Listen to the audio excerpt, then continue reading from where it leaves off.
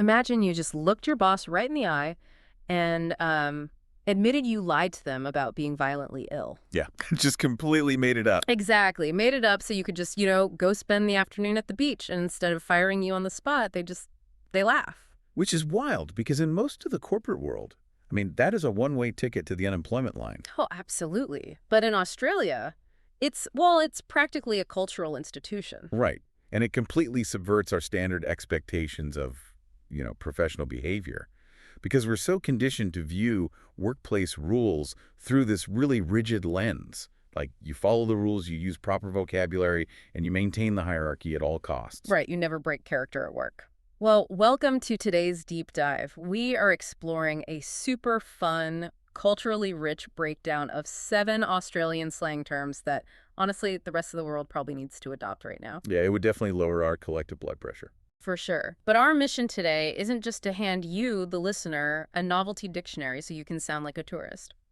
We're going to really look under the hood of these phrases to understand the linguistic psychology at play here. Because there's so much going on beneath the surface. Exactly. We're talking about how a culture famous for its picturesque beaches and, let's be real, terrifying wildlife, uses these shortened, cheeky phrases to completely dismantle social anxiety. It neutralizes authority, and it makes everyday human connection vastly more approachable. Okay, let's unpack this. So the best place to observe these linguistic mechanics in action is, well, at the very beginning of an interaction. Right, the greeting. Yeah, before you can understand how a society works or plays, you really have to look at how they manage the initial friction of 2 human beings colliding in a social space. Think about the last time a passing acquaintance or, like, a cashier asked you, "How are you?" Oh, the absolute worst. Right. You probably had a micro panic attack trying to figure out how much truth you're actually supposed to tell them. Like, do you mention that your car wouldn't start this morning and your dog threw up on the rug? Usually no. No, you just offer the standard hollow fine thanks. It creates this immediate social friction because it's a loaded question. But the Australian alternative completely bypasses that trap with a very simple, "How you going?" And what's fascinating here is the functional utility of that phrase, "how you going?" acts as, well, linguistic WD-40. I love that. Linguistic WD-40. Right. It just smooths everything out. It's completely decoupled from any serious inquiry about your actual mental or physical state. It's used indiscriminately. I mean, use it with your closest friends, the barista, or just a complete stranger on the street. So is it essentially the Aussie equivalent of the American passing nod and like a quick, "What's up?" Exactly. Where listing your actual problems would be a massive social faux pas. Right. You aren't opening a door to your personal life. You are just acknowledging the other person's existence in a way that, removes the pressure to perform a whole summary of your day. And by softening the intent of the question, the culture immediately lowers the stakes of the interaction. You're simply being acknowledged in a warm, unburdensome way.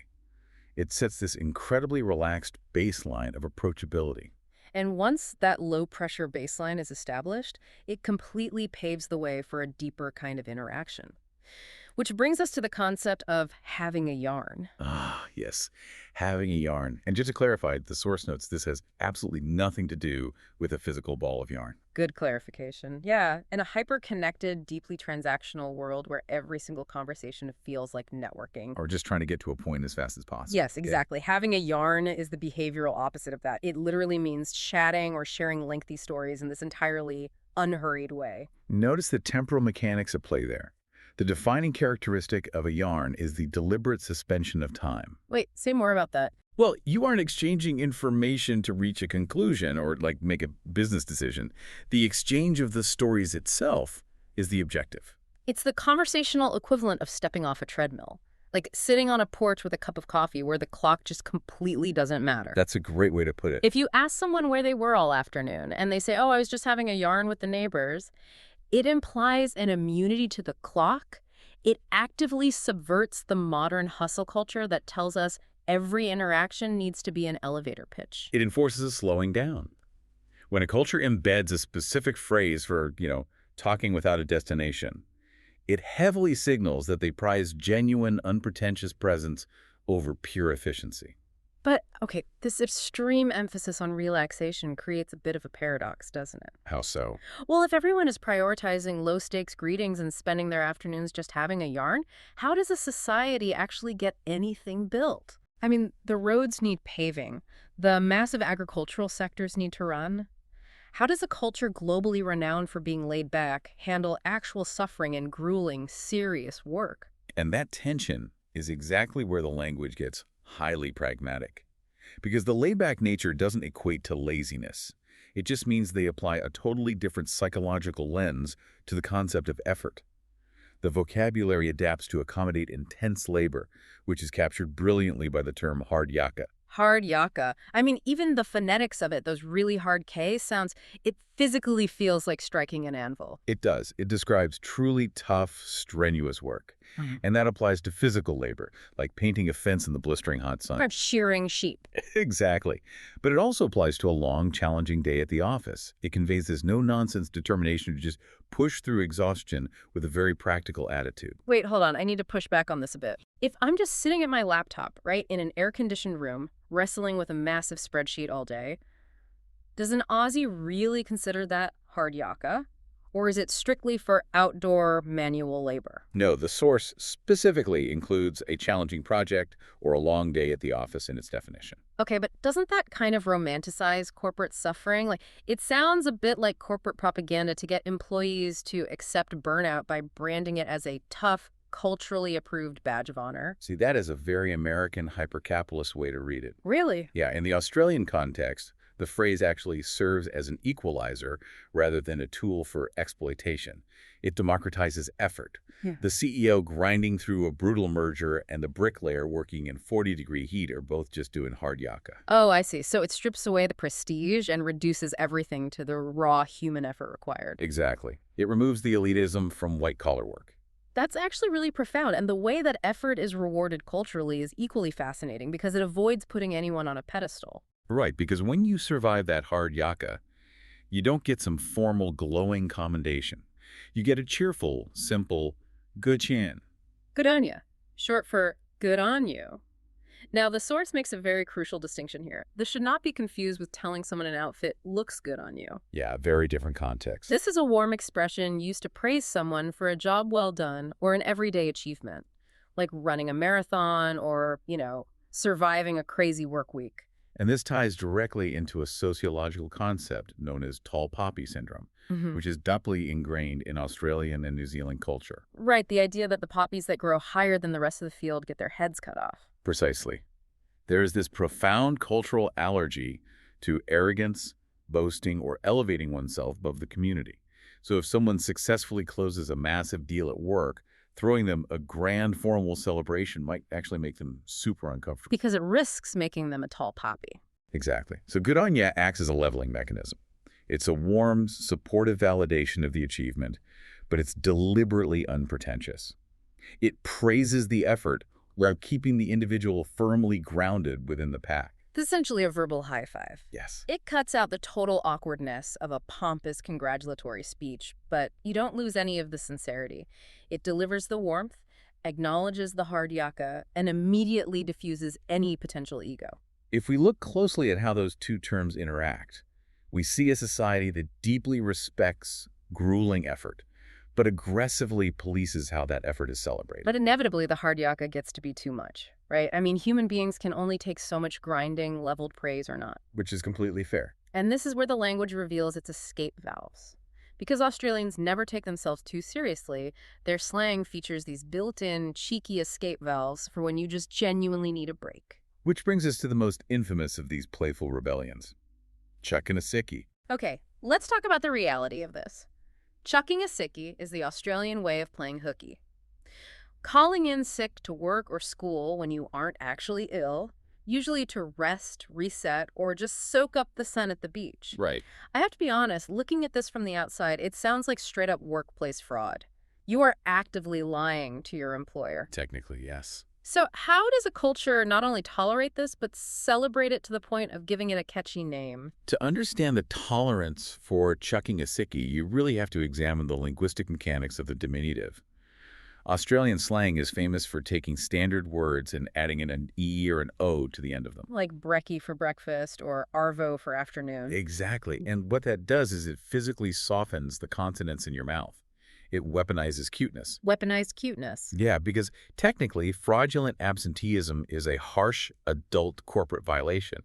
But by branding it as a sickie, a word that literally sounds like a toddler complaining about a tummy ache, the culture strips the corporate guilt and the venom away from the action. That is a brilliant psychological trick. It reframes a fireable offense into a harmless, cheeky misdemeanor. And uttered jokingly, it turns a sneaky situation lighthearted. It's widely understood by both employees and employers as an unwritten pressure release valve. It prevents absolute burnout in a society that simply refuses to let corporate demands completely dictate human life. Here's where it gets really interesting, because that exact same psychological trick, removing the venom from bad behavior, applies to the concept of deception itself. We see this with the phrase, pulling a Swiftie. Pulling a Swiftie. I love this one. It describes doing something deceptively or cleverly to your own advantage. Like harmlessly bending the rules. Right. If a tricky salesman slightly overcharges you or a friend uses a weird loophole to win a board game, you might say, did you just pull a Swiftie on me? It sounds so entirely different than saying, did you just defraud me? Or are you cheating? If we connect this to the bigger picture, it's about admiring the sleight of hand rather than condemning the malice. When you accuse someone of pulling a Swiftie, you are acknowledging the deception, but you're doing it with a wink. It's the linguistic equivalent of watching a street magician pick your pocket, or like executing a clever life hack. You might be missing your watch, but you just have to tip your hat to the cleverness of the trick. It demonstrates a remarkable social elasticity. A rigid culture snaps when rules are broken, but an elastic culture just laughs, calls it a Swiftie, and moves on. That choice to dramatize life with a sense of self-aware humor rather than rigid anxiety is exactly what allowed this hyper-regional attitude to successfully export itself to the rest of the planet. And it culminated in one specific word that acts as the ultimate ambassador for Australian culture. Our final term, the climax of surprise. Crake. It's an exclamation of surprise, excitement, or pure amazement, and it is impossible to hear that word and not immediately picture the late wildlife expert Steve Irwin. The crocodile hunter. Yes. Wrestling an apex predator in a swamp while shouting it at the camera. Don't you feel like yelling crikey immediately makes you feel like you're wrestling a wild reptile, even if the reality is you just stubbed your toe on the living room sofa? Oh, absolutely. And that's exactly what Irwin did.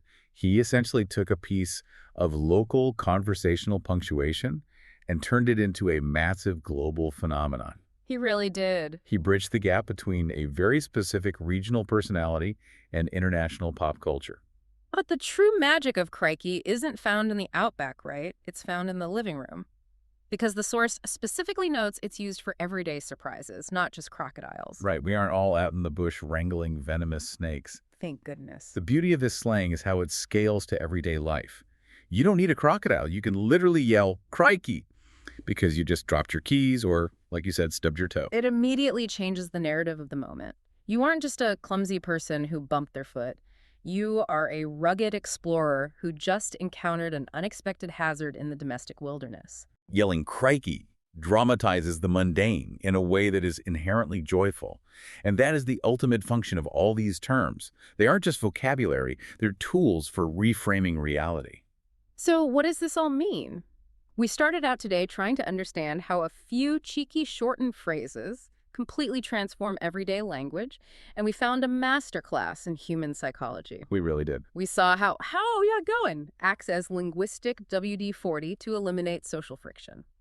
We learned how having a yarn forces us to step off the transactional treadmill. And we explored how hard yakka democratizes grueling effort, while Goodnian leverages tall poppy syndrome to keep egos in check. Exactly. We unpacked the weaponized cuteness of chucking a sickie and the harmless sleight of hand in pulling a Swiftie. And finally, we saw how crikey turns a stubbed toe into an actual adventure. Integrating even one of these into your vocabulary can make your daily chat so much warmer and far less rigid. This raises an important question, though, about the structural rigidity of our own conversations. Integrating the philosophy behind these words, the willingness to lower the stakes, to praise without pedestals, and to forgive minor rebellions, can make any daily interaction vastly more authentic. It proves that language doesn't have to be a test you pass. It can just be a tool you use to make the people around you feel more comfortable. Exactly. We just saw how Australian slang acts as a mirror for their laid-back, hardworking, yet totally rebellious culture. So I want to leave you with a final thought to mull over today. Take a moment to think about the slang you use in your own hometown or, your specific profession. What do those specific shortened words secretly reveal about what your culture values most? Do they invite connection or do they build walls? And how might they sound to a total outsider?